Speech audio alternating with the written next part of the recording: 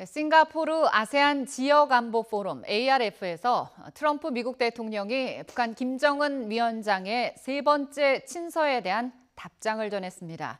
하지만 북한과 미국이 비핵화 해법을 놓고는 여전히 평행선을 달리고 있습니다. 자세한 내용 김용윤 동국대 북한학과 교수, 또 신범철 아산정책연구원 안보통일센터장과 함께 짚어보도록 하겠습니다. 안녕하십니까? 안녕하십니까? 네, 어서 오십시오. 싱가포르 북미 정상회담이 있었던 싱가포르에서 지금 또 나름 중요한 그런 회의가 열리고 있죠. 1년에 한 번 이 아세안, 아시아, 태평양 지역 외교장관들이 만나서 회의를 하는데 어제 시작이 됐는데 이제 지금 가장 관심을 갖는 거는 단체로 사진을 찍고 그 다음에 장면에서 무엇보다 이제 트럼프 대통령의 친서가 리용호 북한 외무상에게 전달되는 그 모습이 포착된 거거든요. 네. 과연 물론 이제 뭐 미군 유해 송환 과정에서 김정은 위원장이 먼저 친서를 보냈고 그거에 대한 답신일 텐데 네. 과연 어떤 내용이 담겼을까? 우선은 이번 친서가 전달되는 것을 거의 공개리했습니다. 네. 그것은 북미 간에 실무적으로는 여러 가지 갑론을 박겠지만 그러나 최고 지도자 차원에서는 상당히 신뢰를 갖고 있다. 그리고 서로 많은 이야기를 주고받을 수 있다. 또 그 신뢰는 형성돼 있다. 이것을 또 명확하게 보여주는 측면이다. 이렇게 봐야 될 것 같습니다. 그래서 지금 이제 약간 층위가 다른데 최고 수뇌부 그러니까 김정은 위원장 트럼프 대통령 사이에서는 상당히 신뢰가 형성돼 있는 그런 움직임이 있고 그러나 실무적으로는 비핵화와 종전선을 둘러싸고 상호간에 삿바싸움이 벌어지는 이런 두 가지 모습입니다. 그러니까 이 모습은 링 밖으로 나가서 싸우기보다는 링 안에서 상호간에 자신의 주도권, 자신의 입장을 보다 명확하게 더 키우는 그런 전술적인 측면에서의 행보를 지금 펼치고 있다. 이렇게 우선 봐야 될 것 같습니다. 네. 북미 최고 수뇌부 정상 간에는 신뢰가 여전하다는 걸 보여주면서 아래 실무급에서는 여전히 주도권 싸움이 진행되고 있음을 보여주는 장면이다라는 얘기를 해주셨어요. 북미 양측이 이번에 이제 세 번째 친서에 대한 이제 답변을 서로 주고받았는데 그런데 이제 어떻게 보면 북미 관계가 좀 지지부진한 답보 상태를 여전히 유지하고 있는 상황이거든요. 그런데 이번에 이루어진 친서 교환을 통해서 어떻게 조금 답보 상태에 빠진 북미 관계가 조금은 진전될 수 있는 그런 메시지를 보여주는 거다. 이렇게 해석을 할 수 있을까요? 어떻게 보십니까? 그런 해석을 위해서 일단 내용이 좀 알려져야 되는데 지난 8월 1일 공개된 백악관 측에서 이야기한 김정은 위원장의 친서나 이번에 트럼프 대통령의 친서의 내용은 알려지지 않고 있습니다. 구체적인 그렇기 내용은 때문에 아직 모르죠. 그 형식 차원에서 양측 정상 간에는 신뢰를 유지하기 위해서 지속적으로 친서를 교환하고 있다. 그러니까 서로 대화의 모멘텀을 유지하고 싶어 한다. 이 정도는 저희가 평가를 할 수 있는데요. 실질적으로 이제 비핵화나 그 관계 개선이 진전을 가시적으로 이뤄야지 뭔가 보이는 것이 있는데 그 부분이 지연되고 있는 점이 아쉽다고 볼 수 있겠습니다. 지금 현재로서는 양측이 어떻게 보면은 협상의 원칙과 관련해서 팽팽한 줄다리기를 하고 있다고 생각합니다. 북한과 같은 경우에는 그러니까 자기들의 핵능력 하나하나를 따로 협상하는 그리고 따로 보상받는 살라미 전술의 이러한 비핵화 협상을 주장하는 거고요. 미국과 같은 경우는 보다 포괄적으로 신고, 검증, 폐기의 원칙을 북한이 받아라. 그런데 북한이 그것은 아직 거부하고 있는 상황인 거죠. 이것에 접점을 만들어 주어야지 다음 단계로 나아갈 수 있다. 그러한 노력이 필요한 시기라고 생각합니다. 네. 어쨌든 뭐 친서를 주고받았지만 리용호 외무상이 어떻게 보면 좀 작정하고 발언을 한 것 같아요. 미국을 향해서 상당히 강경한 내용을 담은 그런 연설을 했습니다. 일단 내용을 조금 저희가 그래픽을 통해서 한번 보면서 얘기를 나누도록 할게요. 조미 공동성명의 완전한 이행을 담보하는 근본 열쇠는 역시 신뢰 조성이다. 그러면서 공동성명 모든 조항은 균형적이고 동시적이고 단계적으로 이행해야 한다라는 얘기를 했습니다. 이 연설 좀 대놓고 어떻게 보면 불만을 표시한 거라고 볼 수 있을 텐데요. 어떻게 평가하십니까? 지금 이제 6월 10일 북미 정상회담 이후에 북한의 외교수장이 국제 무대에서 공식적으로 연설하는 최초의 그 장소가 싱가포르 ARF였다. 이렇게 우선 볼 수 있습니다. 그렇죠. 그 이야기는 결국 북한이 자신이 생각하는 것, 김정은 위원장이 생각하는 모든 것들을 이야기할 수 있는 공간이다 이렇게 판단한 것 같고요. 그 과정에서 미국과 트럼프 대통령에 대한 불만 또 북한이 갖고 있는 생각 이것을 최대한 드러내고 싶어하는 그런 차원에서의 표현들이 나왔다. 그래서 신뢰 조성에 대해서 다시 한번 이야기를 했고, 네. 그다음에 동시적인 조치, 행동에 따른 비핵화 논의, 실제 진행 과정 이것에 대해서 북한은 이야기를 했다 이렇게 봐야 될 것 같습니다. 네. 결국 그 리용호 외상의 발언을 한마디로 이야기하면 북한은 할 만큼 했는데 미국이 지금 움직이지 않고 있다 이런 이야기거든요. 그러니까 동창리 최근에 ICBM 미사일 시험장 부분 폐쇄됐고, 네. 또 그 유해도 55구 송환을 했고, 네. 전체적으로 북한의 행동을 하고 있는데 미국은 그동안 했던 게 한미 군사훈련을 일시적으로 중단하는 영구 중단도 아니고 네. 우선 그 비핵화 논의가 진행되는 동안에 중단하겠다는 이런 정도만 했기 때문에 김정은 위원장, 리용호 외무상 입장에서는 미국이 보다 더 근본적이고 네. 북한을 움직일 수 있는 그런 조치를 해야 되는 것 아니냐. 종전선언을 매우 중요하게 지금 다루면서 네. 거기에 북한은 미국이 움직여야 된다. 그 다음에 종전선언을 받아들이면 북한은 그 다음 단계에서 비핵화 조치를 취하겠다. 이런 입장을 명확하게 표명한 게 이번 싱가포르 이용호 외상의 발언이었다고 봐야 됩니다. 네. 어쨌든 북미 정상 간 친서 외교는 하면서도 관계 개선을, 그러니까 친서를 주고받으면서 관계 개선을 위한 어떤 끈 이런 것들은 유지를 하면서도 구체적인 비핵화 로드맵 놓고는 여전히 팽팽한 기싸움이 이어지는 것 같아요. 이제 그래서 말씀드린 것처럼 지금 그런 게임의 법칙과 관련해서 서로 이견이 있는 건데 북한은 자기들이 이제 자기들 기준에 이제 비핵화 조치를 하는 거죠. 그러니까 풍계리 핵실험장 폐기하고 동창리도 부분적으로 폐쇄하고 다음 단계로는 완전히 폐쇄할 수도 있고 그 다음엔 원자로도 가동을 중단할 수 있고 이렇게 나누어서 자신들의 핵 능력을 하나하나씩 이렇게 협상을 하다 보면 네. 거기에 따라서 우리는 이제 종전선언을 이렇게 하게 되고 그 다음에는 뭐 외교관계 수립이라든가 제재 해제라든가 이렇게 하는데 미국은 이러한 협상을 좀 부정적으로 보고 있는 것 같아요. 왜냐하면 그렇게 하는데 지금 현재도 북한의 핵무기가 도대체 얼마나 있는 건지, 핵물질은 얼마나 갖고 있는 건지, 핵시설은 얼마나 되는지 이러한 것들을 알지 못하면서 협상에 임하니까 신고부터 해라 이런 예. 이야기를 미국이 하고 있는 건데요. 결국엔 이 접점이 만들어질 때까지는 서로가 서로에 대해서 약간 비난의 강도를 높이는 거죠. 북한으로서는 자신들의 행동에 보상이 없다는 점을 강조하는 거고 네. 미국은 지금 무엇을 강조합니까? 제재를 강조하는 거죠. 그러니까 북한이 약간 처음에 자신들과 대화했을 때보다는 마음이 변한 것 같다. 그 변화의 원인이 지금 제재가 제대로 이행이 되지 않고 있구나. 네. 그렇기 때문에 제재를 강조하고 있는 현재 입장인데요. 중요한 것은 폼페이오 국무장관이 7월 7일 북한에 다녀오면서 이야기했던 워킹 그룹, 그러니까 실무 협상이 재개가 돼서 그런 부분에 있어서 서로 논의를 더 해야 된다는 건데 지금은 그러한 구체적인 논의가 안 이루어지고 있다는 것이 더 우려되는 점입니다. 사실 이번에 폼페이오 국무장관과 리용호 외무상이 만나서 그러한 부분의 논의를 진전시켰으면 네. 사실 우리 정부가 생각하고 있는 건 한 9월 정도에 종전선언을 했으면 어떻겠느냐 이런 것을 위해서 노력하고 있는데 그것을 위한 분위기 조성에 도움이 됐을 텐데 네. 이번에 좋은 기회를 놓쳤다는 점이 좀 아쉽습니다.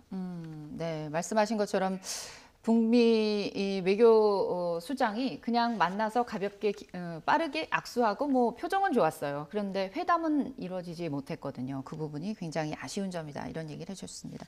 또 하나 이제 관심을 이번 ARF 시작 전부터 관심을 모았고 또 기대를 모았던 것 중에 하나가 남북 간 외교장관 회담이 과연 이루어질 수 있을까였습니다. 이루어질 수 있다는 그런 기대 섞인 전망이 나왔는데 성사되질 않았거든요. 그렇습니다. 저도 뭐 이루어질 가능성이 높다라고 생각을 했습니다만 리용호 외무상의 발언을 보면 회담에 응할 그런 입장은 아니다. 상당히 좀 애매한 표현입니다. 네. 그러니까 북한 입장에서는 지금 한국과 미국이 함께 지금 보조를 맞춰가면서 북한을 압박하고 있다. 네. 그것에 대해서 불만을 갖고 있다. 이것을 표현한 그것이 아직은 응할 입장이 아니다라고 하는 그런 표현으로 나왔다. 그렇게 봐야 될 것 같습니다. 네. 그러니까 리용호 외무상과 강경화 장관이 그 화면에서 봤습니다만 이제 단체 사진 찍을 때도 바로 앞뒤에 섰고 예. 또 분위기도 뭐 꽤 좋았습니다. 좋았지만 이제 리용호 외무상 입장에서는 이제 본국의 훈령이 있기 때문에 네.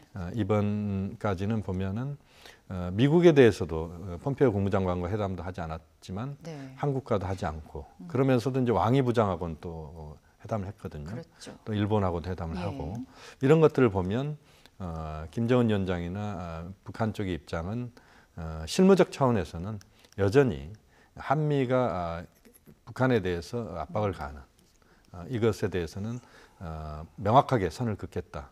그리고 그렇다고 해서 북미 간 문제 또는 남북 간 문제를 그런 아주 배제하거나 이렇게 가지는 않는다. 그러면서도 실질적으로 오히려 한국과 미국, 특히 미국의 종전선언에 대해서 적극적 의지를 표명하기를 기대하는 그런 것들을 우회적으로 표현했다 이렇게 봐야 될 것 같습니다. 네. 어쨌든 뭐 강경화 장관의 경우 엄격한 제재 이행은 불가피하다 이런 얘기를 몇 차례 강조하면서 그렇습니다. 아마 북한 입장에서는 여러 가지로 좀 불편할 수 있었을 것 같아요.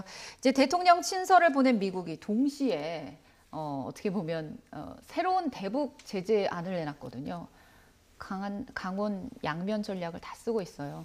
예, 말씀하신 것처럼 강원 양면 전략을 전개하고 있다고 봅니다. 트럼프 대통령은 대화의 모멘텀을 이어가는 친서를 보내고 김정은 위원장과의 신뢰를 강조하는 반면에 밑에 실무진에서는 지금 이 협상을 미국이 보다 유리한 구도, 그러니까 신고 검증 폐기 구도를 북한에게 강요하기 위해서 네. 제재를 다시 강화하는 거죠. 네. 북한의 입장이 변한 것은 아무래도 네. 제재가 완화되고 있다. 그런데 이번 발표 낸 내용을 보면은 북한, 중국, 러시아 기업 하나씩을 하고 북한 네. 개인을 제재했는데 중점은 러시아 쪽에 있다고 생각합니다. 그러니까 러시아의 네. 아그로 소유주 은행을 갖다가 직접 제재를 했고요. 개인 제재, 북한 개인도 결국 러시아에서 근무하던 조선무역은행 직원입니다. 그러니까 네. 러시아 쪽에 방점이 있었다.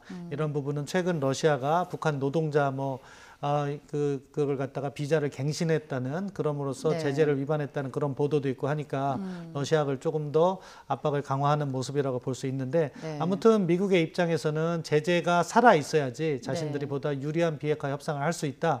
이런 입증에서 다시 한번 제재를 강조하고 있는 것으로 보입니다. 네.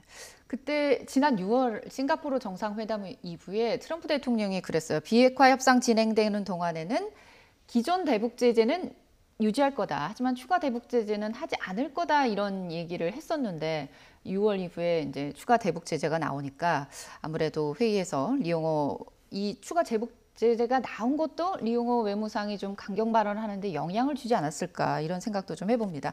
폼페이오 미국 장관이 이제 비핵화에 대해서 낙관은 하고 있다. 그러면서도 대북 제재 유지를 강조했거든요. 직접 들어보시죠. Chairman Kim is committed to doing it. I'm optimistic that we will get this done in the timeline. We have seen reports that Russia is allowing for joint ventures with North Korean firms and granting new work permits to North Korean guest workers. If these reports prove accurate, that would be in violation of UN Security Council Resolution 2375. 네, 폼페이오 장관 대북 제재 유지를 강조하고 있는데 네. 앞서 얘기 나온 거랑 또 같은 맥락에서도 볼 수 있는데 친서 교환이라는 유화적인 제스처 동시에 북한에 대한 제재는 더욱 압박은 가하는 그런 네. 미국의 의도를 어떻게 봐야 될까요? 역시 이제 그 북미 간의 삿바 싸움이 여전히 지금 진행되고 있다. 그렇게 봐야 될 것 같고요. 미국의 입장에서는 당근과 채찍 이것을 여전히 지금 그 북한에 가하고 있다. 이렇게 네. 봐야 될 것 같습니다. 특히 이제 지금 비핵화 평화 체제의 논의를 앞으로 진행시켜 나가야 되는 예. 이런 과정에서 6월 10일 기준으로 하면 지금 그렇게 긴 기간이 아닙니다. 지금 오늘까지의 기간은 예. 어떻게 보면 첫 단추를 어떻게 깨느냐가 앞으로의 북미 간의 주도권을 누가 쥐느냐 여기에 긴밀하게 연관돼 있다 이렇게 봐야 되거든요. 그래서 현재의 과정은 최고 지도자 차원에서는 그 링 안에서 펀치를 날리든 또는 잽을 날리든지 간에 링 안에서 움직일 수 있게 하는 이런 차원에서의 친서 외교를 펼치면서도 그러면서도 북미 간의 실무적 차원에서는 서로 간에 자신이 주도권을 쥐고 가겠다. 특히 미국 입장에서는 북한에 대해서 한번 북한에 양보를 하기 시작하면 계속 북한에 끌려간다. 또 북한 역시 미국에 양보를 하기 시작하면 끌려갈 수밖에 없다. 이런 차원에서 어떻게 보면 서로 주도권을 주기 위한 이런 차원에서의 그 상호간의 사파성이 벌어지고 있다 이렇게 봐야 됩니다. 네. 다만 이제 중요한 것은 지금 이제 종전선언 문제가 지금 북미 간의 문제를 풀어가는 과정에서 중간에 지금 막혀 있는데요. 예. 종전선언이 목표가 아니고 종전선언을 북한이 행동을 또 다른 차원에서 행동하게 만드는 비핵화의 행동을 하게 만드는 이런 차원으로 종전선언을 좀 접근할 필요가 있다고 봅니다. 네. 미국도 좀 더 유연성을 발휘할 필요가 있고 북한도 종전선언을 미국이 받아들여 줄 경우에 그 다음 단계에서 아까 신범식 박사님 말씀하신 것처럼 북한에서 예를 들면 핵시설의 신고랄지 또는 핵물질의 생산 중단 조치랄지 이런 조치들을 그 다음 단계에서 하고 그 다음에 또 미국이 행동하고 그러니까 연쇄고리를 만들어가면서 행동으로 가는 그것이 사실 동시행동이나 마찬가지거든요. 네. 그런데 지금 현재는 종전선언에서 좀 일시적으로 막혀 있습니다만 네. 이 부분은 북미가 좀 더 상호간의 유연성을 발휘하면서 이것을 넘어서야 그렇지 않으면 계속 여기에 답부 상태에 빠지다 보면 서로 힘을 뺀다 이렇게 볼 수밖에 없습니다. 네, 말씀하신 것처럼 북미 간 비핵화 협상이 계속 진통을 거듭하고 있어요. 진전이 안 되면서 뭔가 돌파구가 필요할 것 같은데 어떤 돌파구가 좀 마련될 수 있을까요? 이제 뭐 그러니까 아이디어를 모아야 되는 거죠. 지금 말씀드린 것처럼 서로 협상의 원칙과 관련해서 큰 이견이 있기 때문에 그것을 조정해 주는 것이 필요하죠. 그렇게 네. 하면은 종전선언을 만약에 미측이 먼저 받는다면은 북한은 미국이 원하는 신고를 해준다거나 또는 뭐 북측을 선고해서 북측이 부분적이라도 신고를 하면 미측이 네. 종전선언을 수용한다거나 그렇게 함으로써 다음 단계로 넘어가는 그러한 노력이 필요한데 그거를 위해서는 첫 번째로 지금 회의체를 다시 가동해야 되는데 네. 회의체가 정지되어 있습니다. 그러니까 제가 앞서 말씀드린 그 실무 협상을 하든 네. 아니면 이번에 이렇게 친서의 내용에서 정상회담의 내용이 다시 담겨 있을 가능성도 있거든요. 예. 그런 보도도 나오고 있고 그렇다면은 이 막힌 것을 뚫기 위해서 조기에 뭐 김정은 위원장이 뉴욕 유엔 총회계기에 미국을 방문해서 정상회담을 갖는다거나 하는 이러한 방식의 일단 대화 메커니즘이 다시 만들어져야 되거든요. 네. 그것이 우선적으로 이렇게 추진되어야 되고 그 안에서의 타협점은 한국 정부가 좀 노력할 수 있다고 생각합니다. 예. 그러니까 앞서 김영현 교수님이 말씀하신 내용이나 아니면 제가 이야기한 것처럼 서로의 접점이 되는 아이디어를 미국과 북한 측에 설득을 하는 거죠. 그래서 어느 정도의 접점이 만들어지면은 그것을 계기로 실무 협상을 통해서 발전시켜 나가고 결국 다시 한번 정상회담을 통해서 한번 점프하는 뭐 북한 체제의 특성을 고려할 때 김정은 위원장의 결심이 없으면 실무선에서 움직이는 것은 제한되기 때문에 네. 어떤 과정을 거쳐서 다시 한번 정상회담을 할 것인가 네. 거기에 중점을 두어야 된다고 생각합니다. 6월 그 북미 정상회담 싱가포르에서 열린 지 지금 약 2달 가까이가 되고 있거든요. 그때만 해도 오는 9월 유엔 총회에서 종전선언 얘기가 나오지 않을까 이런 기대감이 있었는데 지금 분위기로 봐서는 워낙 여러 가지 비핵화 협상이 진통을 겪고 답보 상태에 빠지기 때문에 가능성이 점점 낮아지는 것 같아요.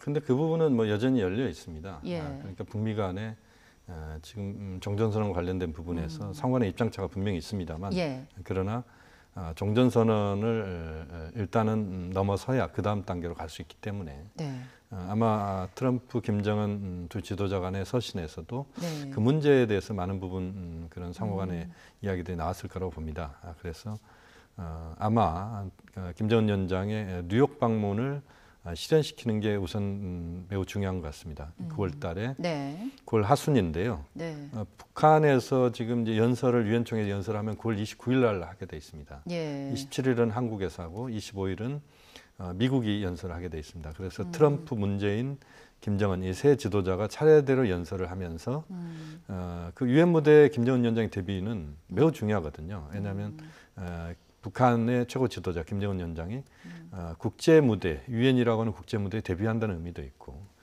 그것의 대비가 결국엔 북한의 비핵화 평화 체제에 대한 적극적 의지를 다시 한번 강조하는 예. 그런 계기가 되고 나아가서는 남북미 또는 남북미중 사이에 종전선으로 가는 뭐 그런 흐름을 만들 수 있다. 그 종전선이 이루어지면 이제 그 다음 단계는 상당히 속도감 있게 갈 수 있기 때문에 네. 우선 중요한 것은 제가 볼 때는 김정은 위원장의 뉴욕행을 실현시키는 게 저는 매우 중요하다. 거기에 총력을 기울일 필요가 있다고 봅니다. 네. 9월 말이네요. 9월 말 다음 달 말에 김정은 위원장이 과연 국제 무대에 데뷔할 수 있을지 그 가능성을 높이는 게 굉장히 중요하다 이런 얘기를 해주셨습니다. 이런 가운데 김정은 위원장의 또 이 경제 행보가 상당히 지금 주목을 받고 있습니다. 북한 그 선전 매체들이 연일 보도를 하고 있는데요. 6월 말부터 약 6주 동안 뭐 북부, 동부 지역 돌면서 경제 건설 총력전이라는 그런 분위기를 만들고 있다고 주력하고 있다는데 그 동부, 북동부 지역 21군데나 방문했다고 하거든요. 이 어떤 지역일까요? 지난번에 신의주는 화장품 공장을 갔었거든요. 뭐 계속해서 접경 지역에 있는 북한의 산업시설이라든가 또는 농업 또는 뭐 수산업 관련해서 뭐 북한의 기본적으로 경제를 활성화시키기 위한 여러 장소를 다 직접 방문을 하고 있습니다. 네. 어떻게 보면은 예견된 거라고도 볼 수 있는데요. 남북 정상회담 이전에 4월 20일에 북한이 그러니까 노동당 중앙위원회 전체 회의를 개최하면서 병진 노선에서 경제건설 노선으로의 전환, 네. 그리고 6월 12일 날 이제 미북 정상회담을 통해서 나름대로 대외 여건을 조성했다는 인식을 가지고 이제 내부의 이제 경제력 활성화를 위해서 노력을 하고 있는 거죠. 네. 근데 김정은 위원장의 스타일대로 역시 현장을 갖다가 방문하는 모습을 보이고 있습니다. 그래서 잘한 곳에서는 칭찬을 하고 예. 부족한 데에서는 그것을 갖다가 약간 비판까지 해가면서 북한 경제를 끌어올리기 위한 노력을 하고 있는데요. 약간 지금 아쉬운 점은 있어요. 하나는 뭐냐, 이렇게 비핵화 부분에서 속도를 내면서 예. 제재도 해제해 나가면서 이러한 협력을 이러한 이렇게 현장 방문을 해 나가면 시너지를 이룰 수 그렇죠. 있는데 네, 네. 아직은 이러한 것이 이렇게 개혁 개방보다는 자력갱생 중심으로 일단 북한 경제를 일으켜 내겠다 하는 그런 목적에서 이루어지는 것이 아닌가 하는 좀 아쉬움은 있지만 아무튼 경제를 갖다가 강화시킴으로써 체제를 단속하고 또한 비핵화 협상에서도 보다 유리한 여건을 조성할 수 있다. 그런 인식이 근저에 깔려 있는 것 같습니다. 네, 어쨌든 경제 건설에 주력하겠다는 강한 의지를 대외적으로 지금 자꾸 보여주고 있는 것 같아요. 말씀하신 것처럼 지난번 신의주 그 화장품 공장 방문했을 때는 뭐 현대화 노력, 창의적 접근법에 만족한다는 굉장히 격려를 했지만 또 요번에 간 그 함경북도 어랑천 발전소 여기 건설 현장에서는 굉장히 많은 질책을 했다고 하거든요. 일단 북한 방송 내용을 직접 보도록 하겠습니다. 내각의 책임 일꾼들이 파량 언제 건설장에 최근 몇 해여간 한 번도 나와보지 않았다는 보고를 받으시고 대단히 격노하시오. 도대체 발전소 건설을 하자는 사람들인지 말자는 사람들인지 모르겠다고. 네, 지금 내용 보면 굉장히 극단적인 표현을 사용하면서 관계자들 어떤 나태, 무기력 이런 걸 세게 질책을 했거든요. 이런 행보 역시 뭐 개혁 개방 정책을 위한 행보다 이렇게 볼 수 있을까요? 그러니까 북한 언론을 통해서 김정은 위원장의 이런 질책이 여과 없이 나오는 경우가 사실 별로 없었습니다. 그전에는. 그랬군요. 그만큼 이제 솔직한 그런 지도자 그리고 문제가 있을 때는 명확하게 거기에 대해서 지적을 하고 네. 잘한 것은 칭찬하는. 그렇게 보면 김정은 위원장이 어떤 식으로 북한의 그 관료들을 통제하고 있다. 이것을 좀 확인할 수 있는 부분인 것 같습니다. 네. 그래서 잘한 데는 박수를 치고 못한 데는 질책을 하고 명확하게 그런 그 공과 과를 평가하는 그런 지도자로서 이미지를 부각시키는 그런 행보다 이렇게 봐야 될 것 같고요. 네. 결국 김정은 위원장 입장에서는 비핵화 평화체제의 진전은 결국 북한의 개방 또는 북한에 대한 경제 지원과 직결되어 있는 부분입니다. 예. 그렇기 때문에 그것이 실제 시작되기 이전에 내부를 명확하게 단속을 하고 또 경제 부분에 있어서도 본인이 갖고 있는 예민 사상을 주민들에게 보여주면서 내부 네. 결속을 꾀하는 뭐 그런 측면에서 북부 동부 지역을 그야말로 과거에 등소평이 펼쳤던 남승강화에 빗대서 우리가 북승강화라고 이야기할 정도로 그런 행보를 펼치고 있다. 그렇게 봐야 될 것 같습니다. 네. 제가 지금 그 얘기를 해드리려고 했는데 네. 어쨌든 김정은 그러니까 외부 전문가들 뭐 국내외 전문가들 입장에서 보면 김정은 위원장의 행보 하나하나가 다 관심이고 분석의 대상이잖아요. 말씀하신 것처럼 이제 지난 6월에 뭐 폭염이 이어지는데도 불구하고 김정은 위원장이 뭐 북부, 동부 21곳을 찾아다니면서 이렇게 경제 행보를 했어요. 그러다 보니까 중국 지도자 덩샤오평이 그 남순 강화라는 거로 이른바 남순 강화로 남쪽 지역을 이제 둘러본 거죠. 개혁 개방 정책 동력을 만들어냈었던 그 모습을 떠올리게 하고 또 그걸 또 빗대서 비슷한 행보를 하는 것이 아닌가 이런 분석이 있는데 어떻게 보십니까? 예, 일단 형식적으로는 유사한 측면이 있습니다. 네. 그러니까 미북 정상회담을 하고 대외 여건을 개선한 다음에 경제를 집중하는 그런 메시지 차원에서 그 형식적으로는 비슷한데 내용적인 측면에서는 약간 아쉬움이 있는 거죠. 왜냐하면 남순 강화를 다시 돌이켜 보면 그때 천안문 사태 이후에 그러니까 중국이 상당히 보수화됐습니다. 그때 등소평은 그럼에도 불구하고 우리가 개혁 개방을 해야 된다 하면서 남순 강화를 하면서 메시지가 계속적으로 개혁 개방을 강조했던 거죠. 예. 근데 지금 김정은 위원장의 현지 시찰은 경제를 중시해야 된다는 메시지는 확실히 내곤 있는데 이것이 개혁 개방에는 아직 못 미치고 있습니다. 그러니까 아직은 자력갱생 수준으로 우리 스스로 경제를 일으켜보자 이 메시지가 중심을 이루기 때문에 유사한 측면도 있지만 아직은 다른 측면이 있다. 네. 그렇기 때문에 결국에는 비핵화와 속도를 내서 제재가 해제되고 제재 해제와 이러한 북한의 자력갱생 노력이 합쳐질 때 근본적으로 북한 경제 여건이 개선될 수 있다. 이 점을 말씀드리고 싶습니다. 결국은 비핵화가 얼마나 빠르게 진전이 되는가, 협상이 진척을 하느냐가 중요한 포인트가 될 수 있겠습니다. 주제를 좀 바꿔보죠. 남과 북이 이제 20일부터 열리는 이제 이산가족 상봉 행사 최종 명단을 교환했어요. 우측 상봉 대상자 대부분 이제 80세 이상 고령이더라고요. 네. 그렇습니다. 이번에 이제 그 대상자들을 분포도를 보면 명확하게 이산가족 상봉이 왜 빨리 다 이루어져야 되는지 이것이 드러난다 이렇게 봐야 됩니다. 표에서도 지금 나오고 있습니다만 90세 이상이 37.6%고 89세까지 80세부터 89세까지가 50%입니다. 네. 그러니까 80세 이상이 거의 90%, 80%에 육박한다 이렇게 90% 육박한다 이렇게 봐야 됩니다. 네. 그 이야기는 그동안 이산가족 상봉을 신청한 모든 인원이 13만 명이었는데 그동안 약 7만 명 정도가 사망을 했습니다.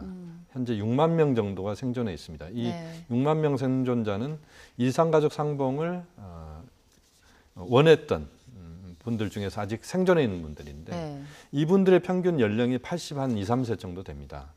그러니까 박근혜 정부, 이명박 정부 때 전혀 이산가족 상봉이 이루어지지 못했었습니다. 물론 한두 번 있었습니다만.